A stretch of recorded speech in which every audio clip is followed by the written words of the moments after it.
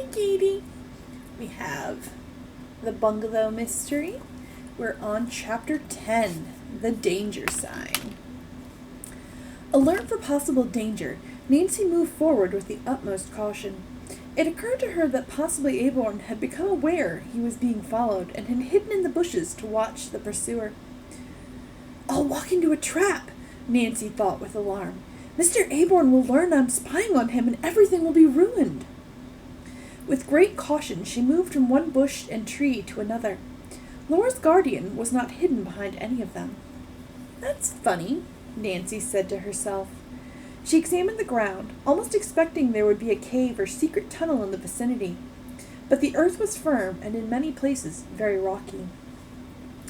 Finally, Nancy came to a tiny clearing.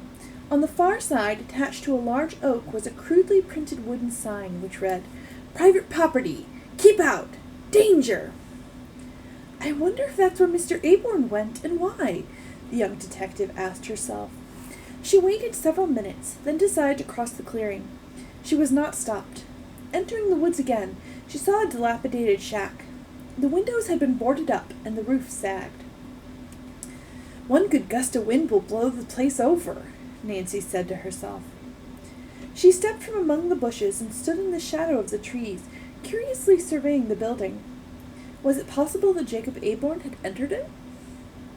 Nancy's eyes searched the ground for footprints. Directly ahead, in the soft earth, she saw the fresh mark of a man's shoe. Instantly, her suspicions were confirmed.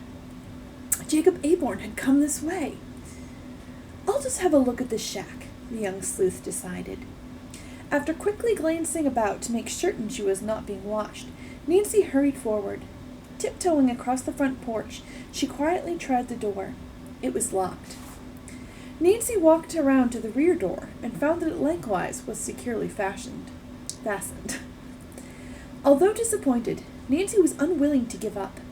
Making a complete circuit of the shack, she saw a window from which several boards had fallen. It was too high for her to peer through. Nancy returned to the rear of the building to get an old box she had seen.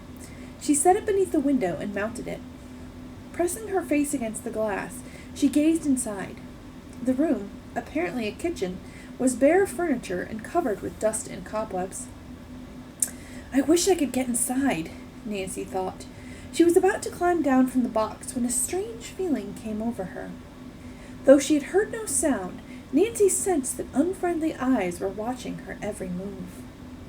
Before she could turn around and look over her shoulder, a coarse, angry voice barked into her ear. "What are you doing here, young lady?" Nancy wheeled around and faced Jacob Aborn. With as much dignity as she could muster, the girl detective stepped to the ground and regarded the man with composure. His eyes burned with rage. "I was merely curious," Nancy replied. "And may I ask why you are here?" "Yes, I'll tell you. I'm looking for my ward." "You mean Laura Pendleton?" "Yes. Who else? I thought maybe she was hiding here, but nobody's in the shack." "Why in the world would Laura hide in this ramshackle place?" Nancy asked, trying to show as much surprise as possible. "Search me," Mr. Aborn said, then added angrily, his eyes boring into Nancy's. "Laura has run away." "Run away?" Nancy repeated. "Yes, yesterday. I'll tell you something about that ward of mine." A crafty light came into Jacob Aborn's eyes as he went on. "At times she acts unbalanced. Think folks don't treat her right." "Indeed?" Nancy said, pretending to be shocked. By now, Laura's guardian had calmed down. When he spoke again, he was once more the pleasant man Nancy had met up at the Montewega Hotel. "It's for Laura's own good that she ought to return home," he said. "Mrs. Aborn is dreadfully upset. She loves Laura just like a mother. Miss Drew, have you heard from Laura by any chance?" Nancy was on her guard. "Why should I hear from her?" she countered. "We never met until that accident on the lake when she came to rescue my friend Helen and me." Mr. Aborn did not pursue the subject. Instead, he said, "Laura's a nervous, high-strung girl. Why, do you know she locked herself in her room the entire time she was with us? Wouldn't eat or let us try to help her?" "Terrible!" Nancy said, pretending to be shocked. Laura does need help. Secretly, Nancy felt that Jacob Aborn was telling this version of the locked door story to cover his own actions in case they came to light. Have you notified the police, Mr. Aborn? She asked, probing for further information. We have a private detective working on the matter, the man stated. We don't want any bad publicity because of dear Marie Pendleton's memory. She entrusted Laura to my care because she knew how much my wife and I would love the girl. Nancy suddenly was finding it hard to concentrate on what Mr. Aborn was saying. Was she wrong, or had she heard a sound inside the shack? This is very strange, she told herself. But I don't dare pursue this subject, or Mr. Aborn will really become suspicious. Aloud, she said, I certainly hope Laura is all right. Well, I must go now. I have some friends here at Melrose Lake I plan to call on. She paused, then added lightly, In fact, I believe you know them, Mr. Aborn, the Donnell family. The man looked startled, then recovered himself. Oh, yes, fine family. Say hello to them for me, please. Nancy promised that she would. Since Mr. Aborn made no move to accompany her, she said goodbye and walked rapidly back to the spot where her convertible was parked. As Nancy climbed into it, she cast a glance over her shoulder. There was no sign of Mr. Aborn. Had he gone into the shack? Was someone there? Had he been delivering packages to this person? Nancy started the car's motor and backed out to the main road.